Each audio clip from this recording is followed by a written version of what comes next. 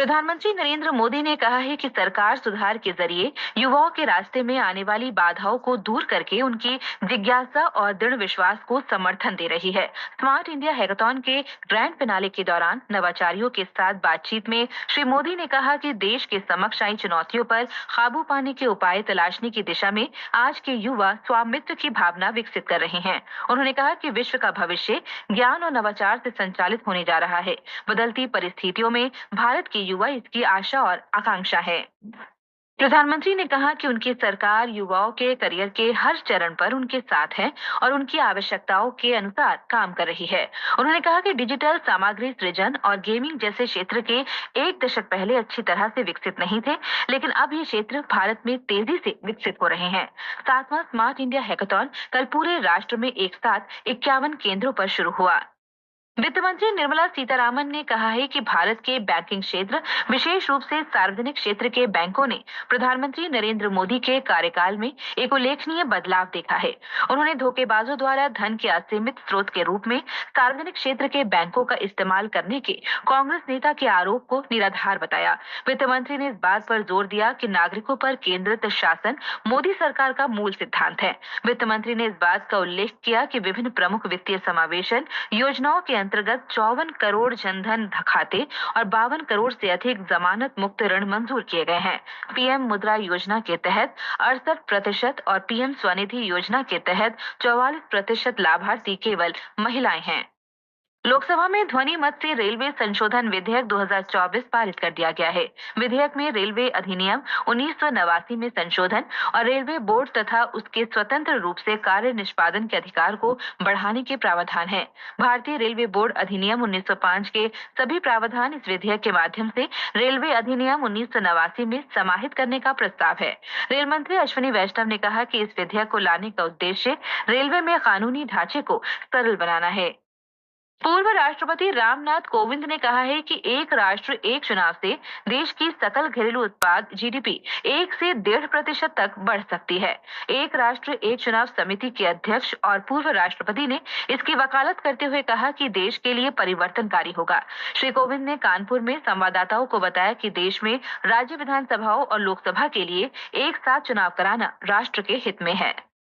इस वर्ष सितंबर में केंद्रीय मंत्रिमंडल ने एक राष्ट्र एक चुनाव पहल को मंजूरी दे दी थी, जिसमें लोकसभा, विधानसभा, शहरी निकायों और पंचायतों के लिए सर्ववती चुनाव को 100 दिनों की समय सीमा के भीतर आयोजित करने का प्रस्ताव था। विज्ञान और प्रौद्योगिकी राज्य मंत्री डॉक्टर जितेंद्र सिंह ने कहा है कि वर्ष 2035 तक भारत का अपना अंतरिक्ष स्टेशन होगा, जबकि वर्ष 2040 तक एक भारतीय नागरिक चांद पर उतरेगा। नई दिल्ली में सभी विज्ञान मंत्रालयों की उपलब्धियों पर आयोजित एक संवाददाता सम्मेलन को संबोधित करते हुए डॉक्टर सिंह ने कहा कि सरकार द्वारा लाए गए अंतरिक्ष सुधारों ने अंतरिक्ष क्षेत्र में अवसरों को उजागर किया है। केंद्रीय मंत्री ने विज्ञान के प्रति बहुविषयक दृष्टिकोण के लिए सरकार के दृष्टिकोण का भी उल्लेख किया। विदेश मंत्री डॉक्टर सुब्रमण्यम जयशंकर आज नई दिल्ली में संयुक्त अरब अमीरात के उप प्रधानमंत्री और विदेश मंत्री शेख अब्दुल्ला बिन जायद अल नहयान के साथ रणनीतिक वार्ता करेंगे। श्री नहयान दोपहर बाद प्रधानमंत्री नरेंद्र मोदी से मुलाकात करेंगे। वे चौथी रणनीतिक वार्ता और 15वीं भारत यूएई संयुक्त आयोग की बैठक में भाग लेने के लिए नई दिल्ली पहुंच चुके हैं।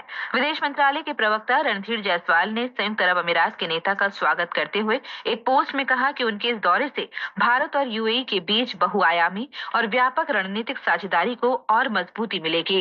हमारे संवाददाता ने बताया है कि भारत और संयुक्त अरब अमीरात के बीच सदियों से व्यापारिक संबंध रहे हैं। इस पश्चिमी एशियाई देश में 35 लाख से अधिक भारतीय हैं और अमीरात के लोग भारतीय संस्कृति से काफी परिचित होने के साथ ही उसके प्रति संवेदनशील भी हैं।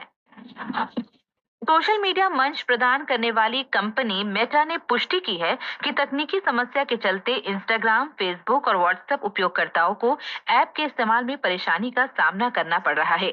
मेटा ने एक्स पर एक बयान में पुष्टि की है कि कंपनी को पता है कि इस तकनीकी समस्या के कारण कुछ उपयोगकर्ताओं को ऐप्स का इस्तेमाल करने में कठिनाई का सामना करना पड़ रहा है। कंपनी ने कहा कि वह सामान्य सेवा जल्द बहाल करने के लिए काम कर रही है। खेलो इंडिया शीतकालीन खेल 2025 का आयोजन लद्दाख और जम्मू कश्मीर में 2 अलग-अलग चरणों में होगा। आइस हॉकी और आइस स्केटिंग जैसी बर्फ पर खेली जाने वाली प्रतियोगिताएं केंद्र शासित प्रदेश लद्दाख में 23 से 27 जनवरी तक आयोजित की जाएंगी। हॉकी में भारत आज मस्कत में खेले जा रहे महिला जूनियर एशिया कप के अपने चौथे और अंतिम लीग मैच में थाईलैंड से मुकाबला करेगा। कल भारत को अपने तीसरे मैच में चीन से 1-2 से हार का सामना करना पड़ा था। इस जीत के साथ चीन 9 अंकों के साथ पूल ए में शीर्ष पर है, जबकि भारत 6 अंकों के साथ मलेशिया के साथ दूसरे स्थान पर है। स्क्वॉश टीम चैंपियनशिप 2024 के क्वार्टर फाइनल में आज हांगकांग में भारतीय पुरुष टीम का मुकाबला फ्रांस से होगा। यह मैच आज भारतीय समयानुसार दोपहर 12 बजे शुरू होगा। वहीं अंतर्राष्ट्रीय फुटबॉल महासंघ फीफा ने घोषणा की है कि वर्ष 2034 में पुरुष फुटबॉल विश्व कप की मेजबानी सऊदी अरब करेगा, जबकि स्पेन, पुर्तगाल और मोरक्को संयुक्त रूप से वर्ष 2030 में विश्व कप की मेजबानी करेंगे। मौसम विभाग ने आज राजस्थान, हरियाणा, चंडीगढ़, उत्तर प्रदेश, मध्य प्रदेश, सौराष्ट्र, कच्छ और पंजाब के कुछ हिस्सों में शीतलहर चलने का अनुमान व्यक्त किया है। इस बीच राष्ट्रीय राजधानी दिल्ली में वायु गुणवत्ता खराब श्रेणी में बनी हुई है। आज सुबह 6 बजे औसत वायु गुणवत्ता सूचकांक 249 दर्ज किया गया। सभापति जगदीप धनखड़ के खिलाफ विपक्ष द्वारा अविश्वास प्रस्ताव के नोटिस पर राज्यसभा में जमकर हंगामा होने की खबर आज सभी अखबारों की पहली सुर्खी बनी है। अविश्वास प्रस्ताव पर संग्राम, सरकार बोली, विपक्ष ने सदन की गरिमा गिराई, अमर उजाला की सुर्खी है। वहीं हिंदुस्तान लिखता है, अविश्वास प्रस्ताव पर हंगामा, राज्यसभा ठप। 28 साल बाद शीतलहर का स्वागत, 12 और 13 दिसंबर को येलो अलर्ट घोषित किया गया। नौखा टाइम्स की सुर्खी है। वहीं दैनिक जागरण में जम्मू कश्मीर के कठुआ में गिरी बर्फ की मनमोहक तस्वीरें प्रकाशित की हैं। नए शब्दकोश में 2047 के लिए 47 शब्दों की पहचान जनसत्ता में है। पत्र लिखता है, भविष्य के भारत के लिए नई शब्दावली समावेशिता, स्थिरता और तकनीकी उन्नति को करेंगे परिभाषित।